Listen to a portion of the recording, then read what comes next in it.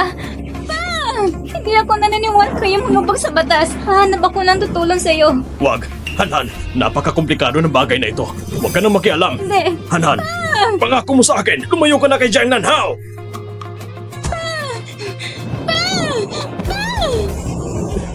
Papa! Ganitong pagkikitungo mo sa mga lo, hindi ka ba natatakot na magtanim sila ng galit sa'yo? Si Lucia ng ama, ginusto niya to. Pero, natatakot ako na gamitin nila ang mga naitulong nila laban sa inyo. Ang lahat ng utang ko sa pamilya Lo ay bayad na. Simula ngayon, wala na tayong utang na loob sa isa't isa. Kaya pala sa puso mo, ganyan mo kami tinitingnan.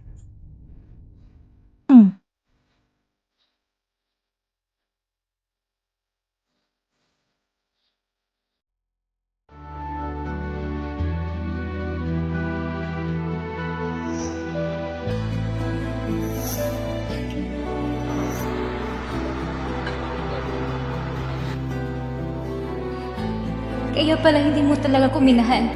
Tama ba?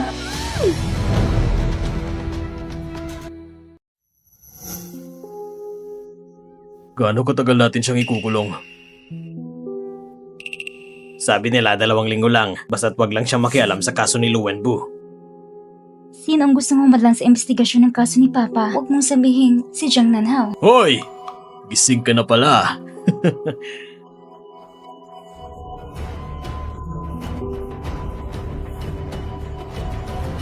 Aba, may tapang ka pala. Hindi ko pa nasubukan ang lasa ng isang anak mayaman. Hoy, bruha ka! Tumigil ka! Huminto ka! Papatayin talaga kita! Hoy, bruha! Huminto ka!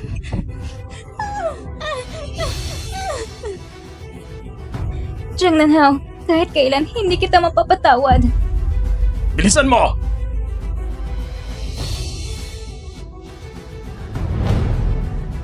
Jiang Nanhao, kahit kailan hindi kita mapapatawad. Bilisan mo! Halos bayad na ang utang. Ang pinakamalaga ngayon ay makahanap ako ng parang para mapalaya si Papa. Paminsan-minsan nagpapadala ka ng gamit sa kulungan? Huwag mong sabihin, may boyfriend ka sa kulungan. Aba, may ilang tao talagang magaling. Ginagamit ng katawan para makapasok ng palib sa procurement department. Pati sa kulungan, may boyfriend? Huwag mong sabihin killer siya. Si Manager Zhang, sa procurement, siya ang tunay mong boyfriend. Bakit mo ko sinisiraan? Anong pinagsasabi mo? Kahapon, nakita ko kayo. Naghalikan sa hallway. Hinihipo ka pa niya sa puwet. Hinihipo mo rin siya sa puwet at tinatawag mo siyang, Dear, mahal ko. Isa ka lang namang intern runner. May lakas loob ka pang sirain ako. Hindi kita palalampasin. Akin yan. Paano mo nagong pakialaman? Gusto mo mula ng trabaho? Bakit siya na naman? Ang malas. Sihan, ipapakilala ko siya sa'yo. Ito ay si... Hindi niya dapat ako makita. Hindi niya dapat ako makita. Jiang Nanhao, tinawag kita kanina. Hindi mo ba narinig? Sabihin mo nga, alam mo ba kung sino ang may control sa school na to? Nakita na rin kita. Ngayon, hindi na kita papakawalan. Lahat kayo, makinig kayong mabuti. Gaya ng informan kong inaanunsyo, ang Shenxi Group natin ay binili na ng Jiang Corporation. Ito ang bago ninyong presidente, ang big boss na bumili sa kumpanya natin, si Jiang Nanhao. Palakpakan natin siya. Pag-aari na tayo ng Jiang Corporation, mas tataas ang sahod natin. Matapos ang pagbili, walang malawakang pagbabago sa empleyado, kaya sana magtrabaho kayo ng maayos. Huwag na mag-isip ng ibang bagay.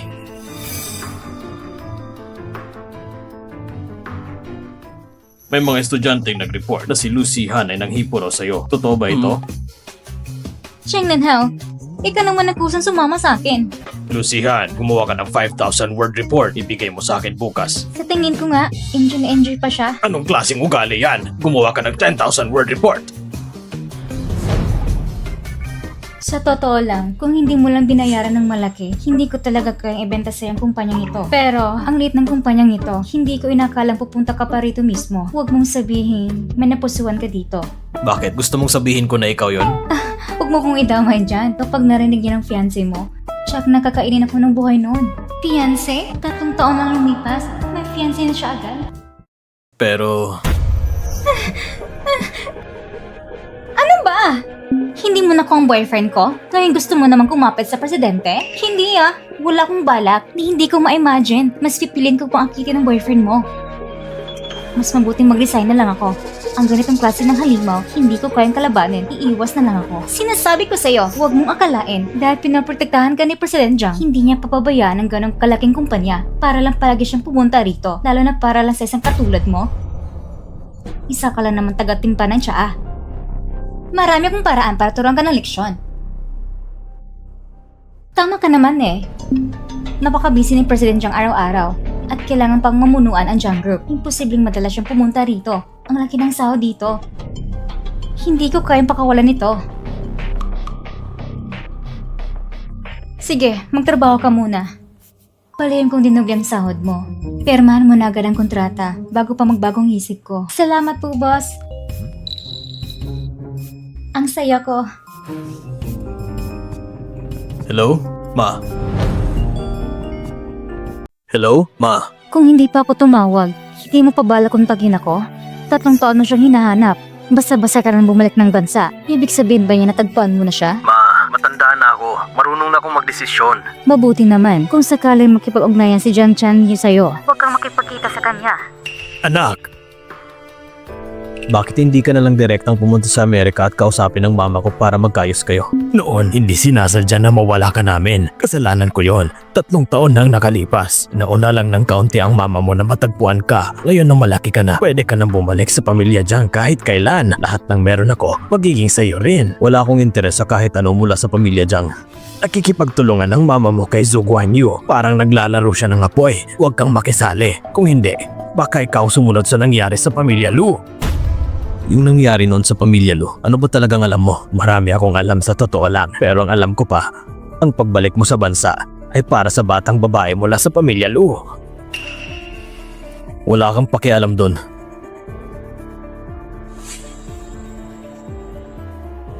Ngayon, natagpuan ko na rin si Hanhan. Ano man ang balak nila, walang sino man ang pwedeng manakit sa'yo. Magandang umaga. Bakit ganyan ang tingin mo sa akin? Nasaan ang gamit ko? Yung gamit mo, matanggal ng dilala sa opisina ng presidente. Bakit kanina ako ang stuffed toy ko? Plano niya sigurong gawing hostage para takutin ako. Nagkukunwari ka pa. Ikaw mismo ang pumirma sa kontrata kahapon. Hindi mo alam isang taga-timplala ng tsaa umasa pang maging sekretary ng presidente. Kami, hihintayin lang namin mapalayas ka.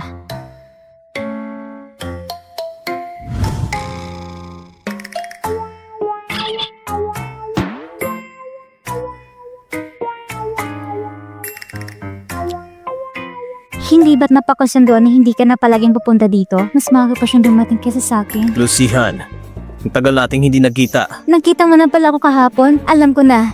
Nandito ka para gantihan ako. Alam ko na. Nandito ka para gantihan ako. Ngayon mo lang napansin, ang tanga mo pa rin gaya ng dati. Ikaw ang tanga. Buong pamilya mo tanga. Ako'y matalino. Inaapi mo mga empleyado. Magbibig ako sa trabaho. Sige, pwede ka magbitaw. Pero kailangan mo bayaran ng 10 million penalty. 10 million? Paano naman naging ganun kalaki? Si Presidente Zhong ang nagbigay sa akin ng kontrata. Isa itong patibong, wala akong pakialam. Hindi ko yung kinikilala. Kahit magtrabaho ko rito na 5 taon, hindi ko kikita ng 10 million. Bakit kailangan ganito kalaki ang penalty? Ikaw din naman ang pumirma. Bayaran mo na ang penalty. Tsaka pwede ka nang umalis. Ikaw talaga.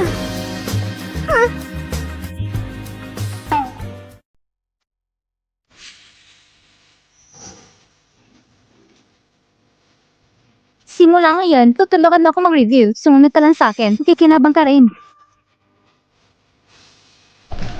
Pero mas gusto ko akong sinusunod ng iba. Bakit ka nagbago? Hindi ka naman dating ganito. Ngayon mo lang nalaman, huli na. Hanan, tanungin mo yung senior mo kung gusto ba niyang kumain ng prutas. Dumating na ang papa ko. Matagal na ako kumakain ng matamis. Kukuha ko ng masaya para sa'yo.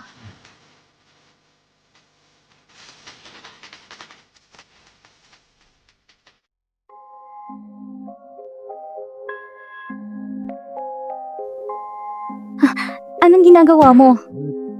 Kanina lang, parang tumutulo na ang laway mo habang nakatingin sa akin. Ano bang iniisip mo? Hindi totoo yan. Nagloloko ka na naman. Tatawag na ko ng pulis. Hindi na mamagitan ng pulis sa mga bagay sa pamilya. Sinong pamilya mo? Jiang Nanhao? Tumabay ka nga. Ang hirap hanapin ng munting prinsesa. Hindi na siya pwedeng takutin ulit. Dahan-dahan lang dapat. Natataranta ako na baka gamitin nila ang kabutihang ginawa nila noon bilang pananakot sa'yo. Lahat ng utang ko sa pamilya Lu ay bayad na. Mula ngayon, quits na kami. Ano ba talagang kinagagalat ni Jiang Nanhao sa akin? Bakit ayaw inita si Papa? Dahil ba noong tinapakan ko ang pride niya nung bata pa siya at ginawa ko siyang walang halaga? Kaya kahit makulong si Papa, gagawin pa rin niyang lahat para gantihan ako. Ibig bang sabihin kapag nawala na interest niya at inis ko ang lahat, mabilis na matatapos ang lahat sa amin. Gaya ng 3 taon nang nakalipas.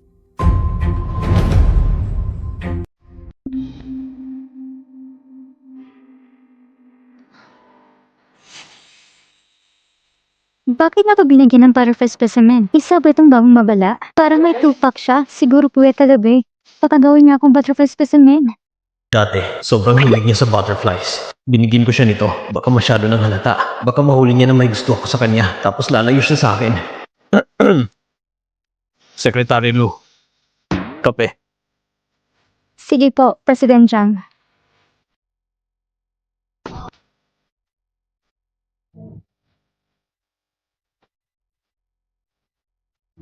Secretary pinaglaruan mo ako? Kailangan mong maturuan ng leksyon. Kala mo Hello Kitty ako? Salbahe ka. President Jiang, kape mo. Hindi na masarap kapag malamig. Kinimin niyo na habang mainit pa. Secretary Lu. Magandang performance mo kamakailan. Kaya itong kape na to, para talaga sa'yo. Ay, huwag na po. Mas pagod kayo, President Jiang. Kayo na lang po ang minom.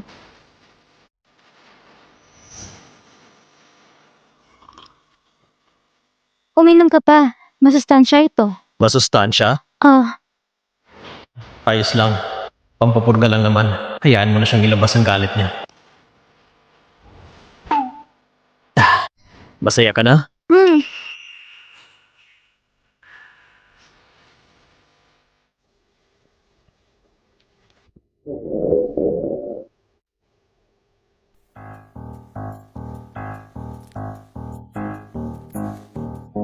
Baka naman yung gamot sa bulate ni Meow Meow. Nilagay ko sa kape. Naku, ayos ka lang ba? Ayos ka lang ba? Kung hindi mo ako dadalhin sa ospital, mamamatay na ako sa harap mo. Ako naman. Bakit ba ganon? Katatapos lang ni President Jiang magpagaling. Mahina pa ang katawan niya. Dahil ikaw may kagagawa nito, ikaw mag-aalaga kay President Jiang hanggang gumaling siya. Opo, ako na pong bahala. Ang bagong Hades ng negosyo, uminom ng pampapurga dahil sa pag-ibig. Grabe to. Secretary Lu, ikaw nang bahala sa kanya. Ako na. Bakit ikakamatay ko pa yung laro mo? Sino ba nagsabing maglaro ka kasama ko? Sino ba talagang nilalaro ha? Huwag kang mag-alala, ayos lang ako. Sino ba nag-alala sa'yo? Piling mo lang yun. Kumuha ka ng tubig para sa akin. Sige. Nagmamadali kang lumabas ng ospital? Gumaling ka na ba talaga? Paano kung may komplikasyon ka pa? Kung na naman sisihin mo?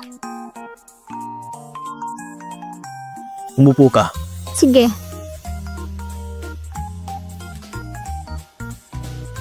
Parang gusto kong maligo. Di maligo ka. Papa pa sinasabi sa akin. Wala akong lakas para maligo mag-isa. Alam mo ba na nitong 2 araw, nalugi ng 1 bilyon ang kumpanya? Dahil sa akin? Hindi mo rin akong pwedeng pilitin na paliguan ka. Walang kwentang lalaki. Bastos, tinakot pa ako gamit ng pera. Iisipin ko na lang na nililinis kong baboy. Ay, Mag-iingat ka naman, naglilinis ka ng baboy dito. kung kaya mo, tiisin mo. Kung hindi mo kaya, aalis na lang ako. Sige, mauna ka na.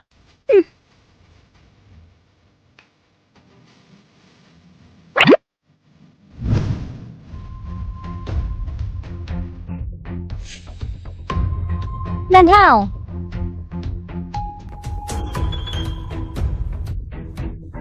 Sino ka? Ako ay ang yaya na kinuha ng Ginoong Jiang.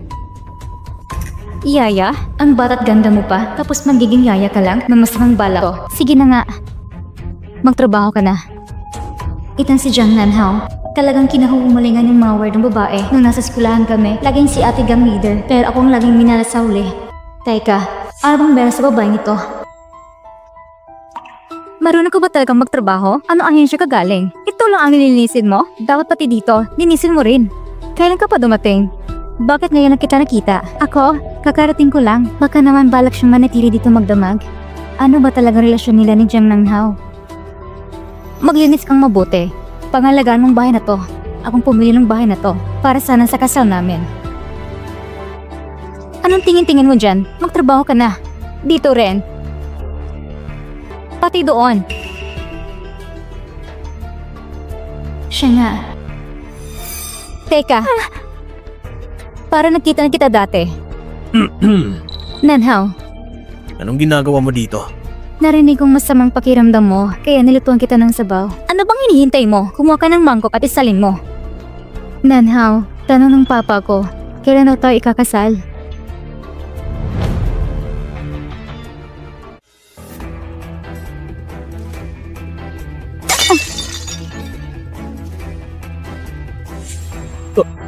Tumabi ka. Ayos ka lang ba?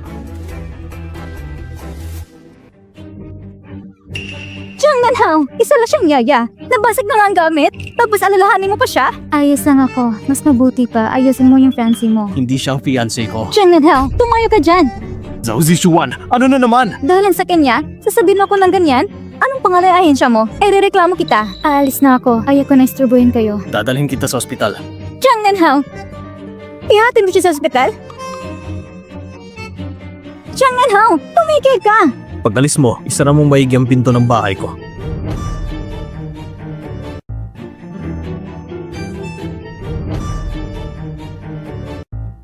Ayoko sa ospital. May sugat ka. Bakit ayaw mo? Ganito ng kalit ang sugat. Kailangan pa bang dalhin sa ospital? Alam ko naman ginagamit mo na ako para takas ng fiancé mo. Kailangan pa bang galingan ng pag-arte?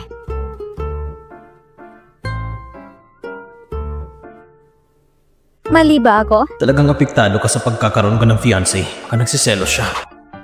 Wala lang. Para lang sigurado, mas mabuti pa rin magpatingin. Baka masira na naman ang ulo mo. Inaasar mo na naman ako. Sira yung ulo ko. Bakit mo ko sinaktan? Talagang sinasadya ko. Kita naman niloloko mo lang ako. Pinagtatawan mo pa ako. Sige na.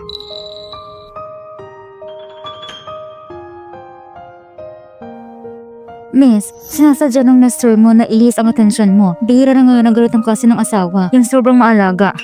Miss Nurse, nagkakamali ka. Hindi ko siya asawa. Boss ko lang siya. Boss pala. Ay, hindi. Wala kaming relasyon. Pero pwede din naman. Gusto mo talagang kontrahin ako, ano? Jiang Nanhao, may relasyon ka nga sa yaya na to. Jiang Nanhao, ang kapal na mukha mo. Dinala mo pang empleyado mo para gawing yaya, tapos sobrang bait mo sa kanya, habang ako, para wala lang. Miss, ang ibig niyong sabihin ay... Gaya nung dati, tanggalin na siya. Sige po, miss. Aayusin po namin agad. Pare, tingnan mo. May ilaw pa.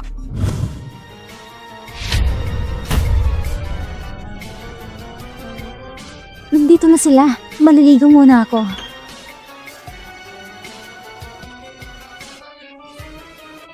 Uy, pare, may susi. Hindi mo parang imbitasyon lang to?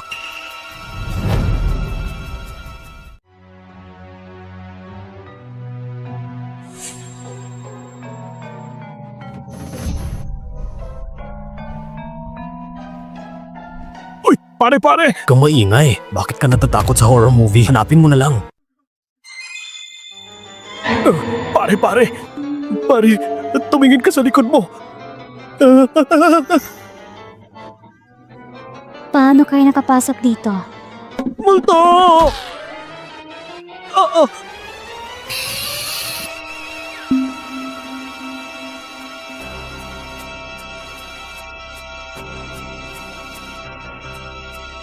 Hoy, hindi mo pa sinasagot ang tanong ko. Sino ka ba?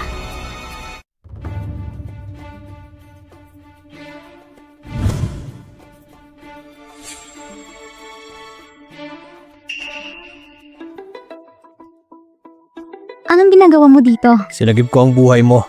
Sa ganyang katalinuhan mo, hindi na ako magugulat kung makikita kita sa balita. Ayaw mong maniwala. Natakot kong mga bastardo. Jan and Hao, huwag mo kong asarin.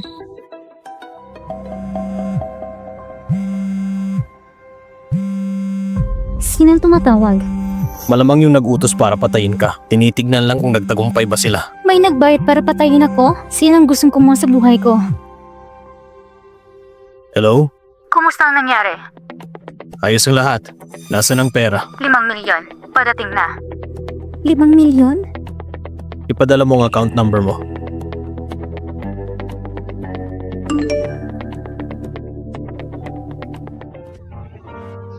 Limang milyon? Mayaman ako!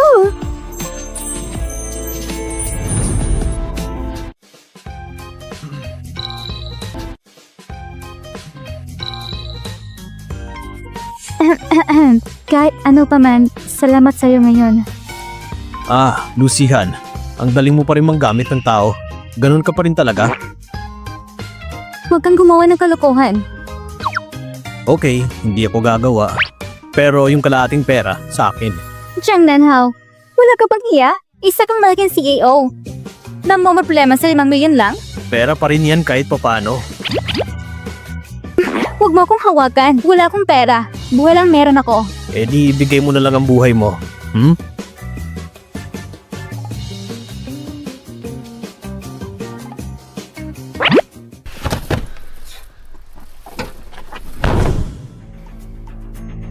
Mr. Jiang, paano yung dalawang yon? Imbestigahan mo ng maigi. Isama mo ang mga info ng mga tao at kriminal. Nag-aalis lang tayo ng salot sa lipunan. Opo, may nag-iimbestiga kay Miss Lu. At ang nasa likod ng dalawang taong yan, maaaring iisang tao lang. Kung may taong patuloy na sisira sa mahalagang bagay sa'yo, anong gagawin mo? Tatapusin ko siya. Tama. Tatanggalin ko lahat ng hadlang sa paligid niya. Ang kailangan lang niyang gawin ay mamuhay gaya ng dati. Walang iniintindi. Nanhao, kumain tayo ng ito rin sa tanghali ha? Bakit nandito ka pa rin? Mahirap ang pagiging trabahador. Gusto ko ng perfect attendance bonus. Wala si Mr. Jiang ngayon. Miss Zhao, gusto mo bang puntahan siya sa Jiang Group? Kahit miskanta nag-video siya, ganun pa ang kakalmado sa trabaho o nagtatanga-tangahan lang. Baka naman sinasadya niya manatili rito para makadikit kay Jiang Nanhao. Fiancé ng Dark Lord? Mukhang matindi ang ugali. Gusto niya ata kong paalisin. Miss Zhao, gusto mo ba kong tumawag ng sasakyan para sa'yo? Lucihan, akala mo ba hindi ko alam kung bakit ka lumalapit kay Jiang Nanhao? Nalaman na kaya niya na gusto kong gumanti kay Jiang Nanhao? Paano mo nalaman na gusto ko siyang sirain? Sasabihin ko sa'yo, si Jiang Nanhao, hindi kailangan magugustuhan ang babaeng ginamit ng marami. Ginamit na? Miss Zhao, sa pagkakaalam ko, parang hindi hilig ni Jiang Nanhao ang mga palengkera. Yung itsura mo kanina, parang ganun talaga. Tila pilit mo siyang kinukuha. Yan ay isang malaking kasalanan. Lucihan, hindi ka ba marunong makaintindi? Pero, naintindihan ko naman na. Pinapayan pa nga kita kung paano mo siya mapapalapit. Bakit hindi mo ma-appreciate ang kabutihan ko? Aba, pati rin hagang mo ko ininsulto? Ngayon, tuturo kita na aksyon. Tama na yan. Pinagalitan mo na naman ako para sa kanya, Jiang Nanhao. Huwag mong kalimutan. Kanino ka ba umaasa para makarating sa posisyon mo ngayon?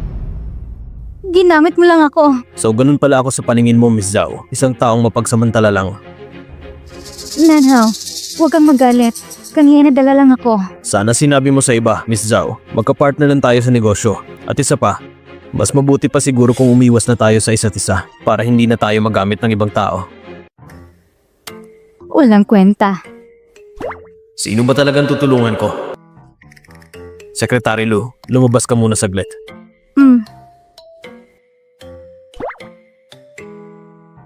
Nanhao, dati hindi ba gusto mo yung bahay ng pamilya Lu na nasa foreclosure? Ililipat ko na lang sa pangalan mo. Gusto mo? Ang bahay namin? Kumagat na.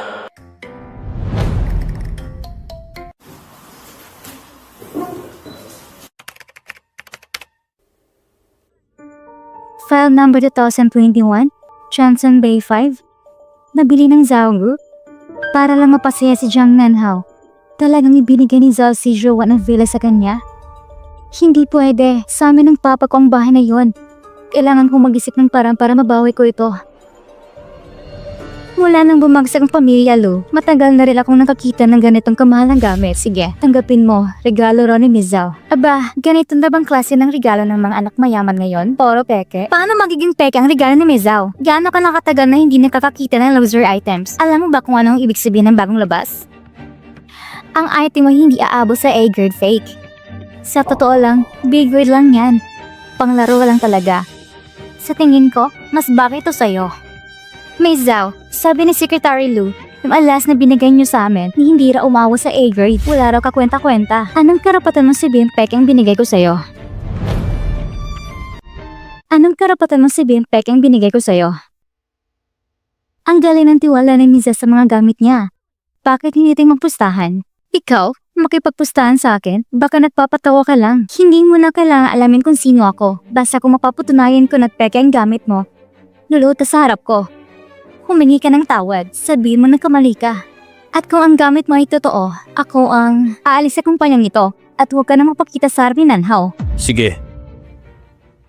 Ako magiging tagahatol. Ang mga gamit na siyang brand, lahat ay matatak dito sa parting ito. May ukit ng kanilang marka. Pero ito, tabingi ang ukit. At ito pa, masyado na sa kalayo ang pagkakaukit. Pati ang plating nito, hindi rin pasado sa standard. Hindi talaga ito galing sa siyang brand. Pag sinabi mong peke, peke agad, anong base mo para sabihin peke yan? Kung ayaw mong maniwala ni Zhao, pwede tayong pumunta sa boutique para magpa-authenticate. Nung nasa 2 taon pa lang si Secretary Lou, nag-intern siya ng kalahating taon sa siyang brand. Sumali siya ng disenyo ng maraming alahas. Yung singsing na suot mo ngayon, disenyo niya yan. Paano mong masasabing ordinaryo lang siya? Kung ayaw mong maniwala, pwede kong tumawag ngayon ng expert para magpa-authenticate. Mag-sorry ka na. Bakit ako hihingi ng sorry sa'yo? Pumayag ka makipagpustahan, Miss Zhao. Kung ayaw mong humingi ng tawad, ayos lang. Pero huwag ka nang bumalik sa kumpanyang ito. Pasensya na. Hoy!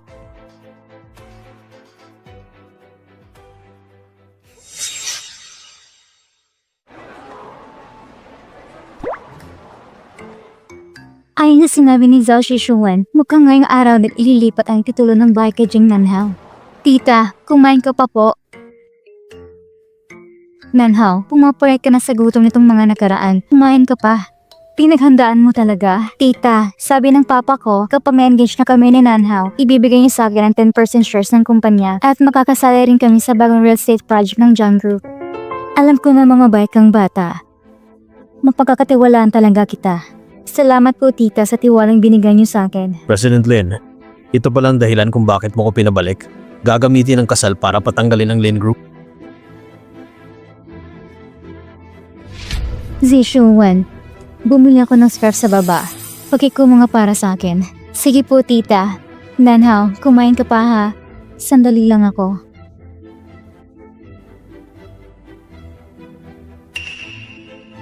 Ganyan ka magsalita sa mama mo? May mali ba sa sinabi ko?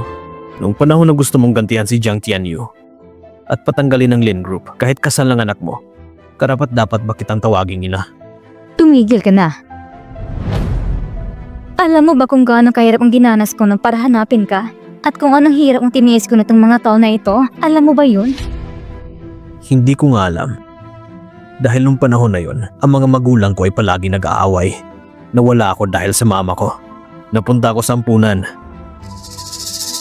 Para lang makakain noon, nakikipagsuntukan ako sa mas matatanda. Para lang mabuhay. Araw-araw duguan ang ulo ko. Nasaan ka noon? Pasensya na.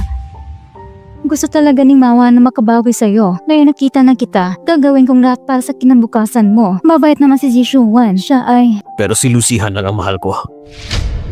Noon pa man, hanggang ngayon at sa hinaharap, hindi na ako magbabago. Totoong mahal niya ako. Isa lang siyang dating mayamang babae na nang walang lahat. Hindi mahalaga kung ano siya. Ang mahalaga, mahal ko siya. At sapat na yon. Kaya tigilan mo na ang pagpipilit ng gusto mo sa akin.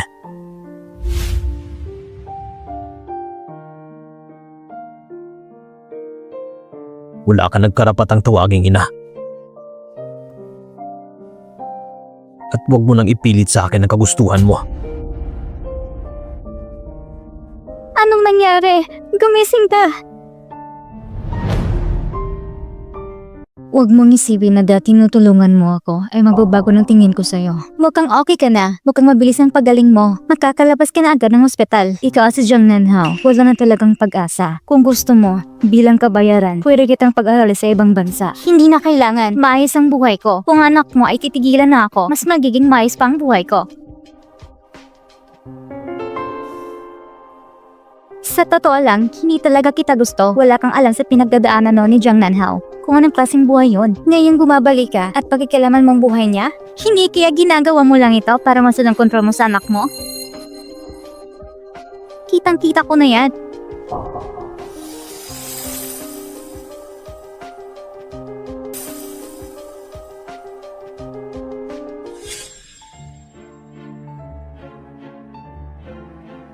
Nanhao. Sabi mo nga, hindi pa rin nagbabago ang ugali ng mama mo. Para lang mapalis ako sa Jiangxing, pinilit kang ipakasal sa pamilya Zhao. Ayoko talaga kay Zhao Zishuan. Suportado kita sa malayang pag-ibig. Pero hindi naman ito ang dahilan ng pupunta mo, di ba? Yung sekretary mo sa opisina, siya yung batang babae sa pamilya Lu, di ba? Diyan, suportado rin kita. Kung wala ka ng ibang sasabihin, aalis na ako. Grabe. Ikaw at ang mama mo, pareho pa rin ang ugali. Ilang taon na ang lumipas, lagi kayong magkakampi para isnabin ako. Bigyan mo naman ako ng pagkakataong magpaliwanag. Ganito na lang, maglaan ka ng oras at dalhin mo ang mama mo sa probinsya natin. Baka kapag naging sentimental siya, pakikitunguhan niya ako ng maayos. Tutulungan kita, kapalit ng 1 bilyon. Ang kapal ng mukha mo.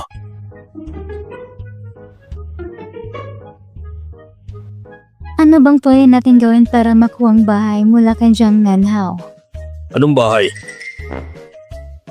Anong ginagawa mo dito? Nagdala lang ako ng dokumento para kay Boss Jiang. Oo nga pala. Tagal ko nang hindi gusto kung paano ko tratuhin ni Boss Jiang. Anong maitutulong ko sa'yo? Kilalanin ng kaaway. Magtagumpay sa laban. Si Ring Dongzhe ay alala ni Jung Nanhao. Baka may makakuha tayong impormasyon mula sa kanya. May kaibigan ako na gustong kumuha ng bahay mula sa isang lalaki. Ano sa tingin ang pinakamagandang gawin? Tutulungan mo ba siya? Ang bahay ng gusto niya. Magkano kaya? Bahay? Siyempre, kailangan maging legal na asawa ka niya. Pag naging asawa ka na niya, ang bahay niya magiging iyo na. Kaibigan ko, masyadong malaking sakripisyo yun. Hindi ko kaya. Ganun ba? Magkano ang halaga ng bahay na gusto ng kaibigan mo? Hindi naman ganun kamahal. Siguro mga ilang milyon lang. Ilang milyon? Ang buwan ng sweldo ay may 10,000 lang. Sino bang magbibigay ng milyon sa'yo? Mas mabuti pang maging asawa ka niya. May punto ka. Ilang milyon? Walang magbibigay niya ng basta-basta. Kailangan ko munang mag-isip.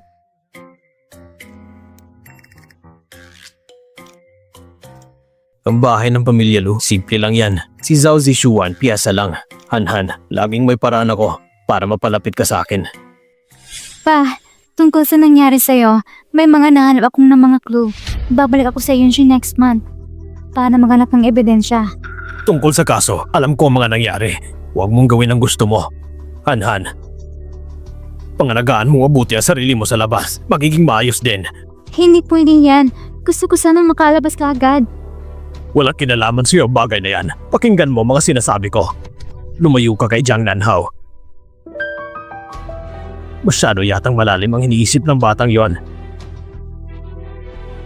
Hindi siya ang para sa'yo. Tungkol sa nangyari nun. Ano man ang mangyari, mahirap siyang kontrolin. Naintindihan ko na po. Alam ko na.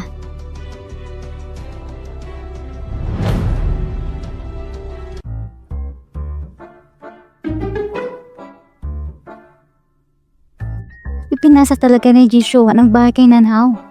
Ngayon, sa titulo ng bahay, ang pangalan kay Jung Nanhao na kapag pinakasalan ko siya, magiging legal kong pag-aari ang bahay na yun. Pag nakuha ko ng bahay, tatapusin ko na siya. Secretary Lu, anong ginagawa mo dyan? Nahulog ang ballpen ko, kaya hinahanap ko lang. Oh, alam ko naman, naghahanap ka ng panlilinlang ko. Panlilinlang? Anong panlilinlang mo? Wala naman akong alam. Ang mga tao sa mundong ito, may dalawang klase lang. Yung isa, lumalapit sa akin para sa kapangyarihan. At ang isa naman, lumalapit sa akin para pagkasalan ako. Secretary Lu, saan ka nabibilang? Para sa bahay, susugal ako.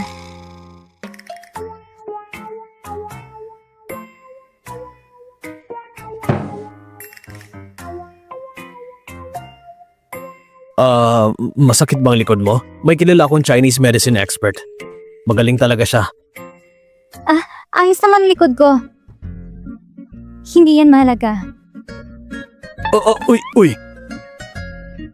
Ano ba talagang gusto mo? Invira ng pamilya namin. Kaya mo ako inaakit para lang sa kapalit na villa. Grabe ka, parang leon na humihingi ng buong baka. Kaya mo ako inaakit para lang sa kapalit na villa. Grabe ka, parang leon na humihingi ng buong baka. Gusto ko lang talaga yung villa. Paano kung bayaran ko ng hulugan? Alam mo namang mahalaga sa akin ang villa. Sige na, pakiusap. Pero alam mo naman na walang libre sa mundong ito. Lahat ng bagay may presyong kapalit. Kaya, anong ipagpapalit mo sa akin?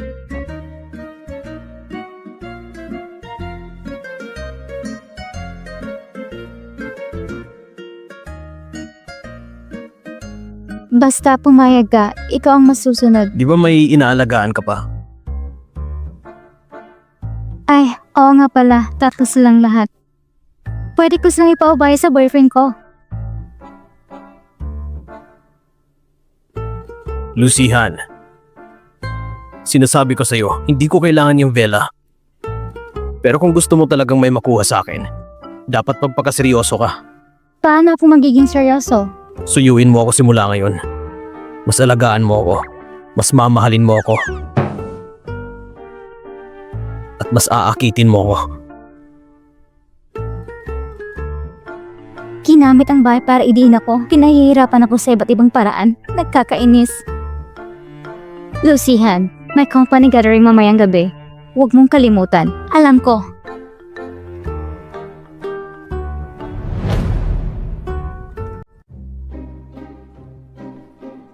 Hello sa lahat, dumating na ako. Lucihan, 6 p.m. gathering.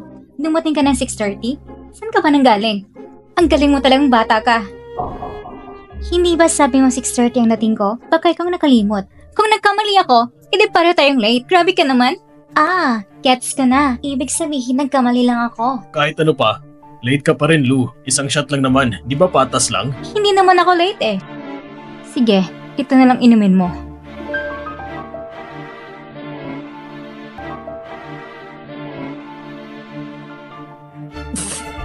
Lucian! Sino bang walang hiya ng ginawang inumin ng patis? Ay nako, nadumihan ka pa. Pupunasan kita. Basang-basa ka na. Ay! Nakalawang bra ko! Layuan mo ako! Huwag kang mag-alala. Pupulitin ko.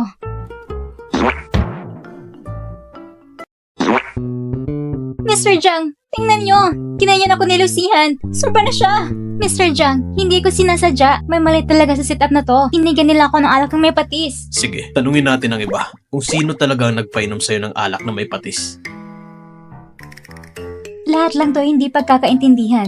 Maglilinis lang ako saglit. Maupo muna kayo. Sandali lang, sasama kami. Gutom na ako.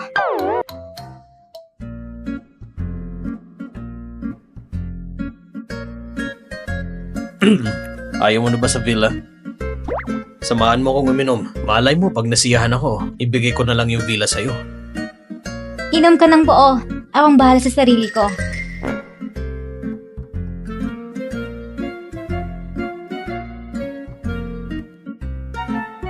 Naubos ko na. Bilisan mo. Dali, inom pa ng marami. Inom pa ako. Saktong lasingin ko siya. Tapos kakausapin ko siya. I-record ko. Malalaman kung ginagawa ng pamilya Zhao noon. Pag maebidensya na ako, maililigtas ko na si Papa sa kulungan. Lucihan, Balak mo ba akong lasingin para makuha mo ang villa? Ha? Hindi ganoon. Sa tingin mo, ganun akong tao? Bakit mo iniisip yan? Uminom ka na lang. Ikaw rin, kailangan mong uminom. Tatagayan kita.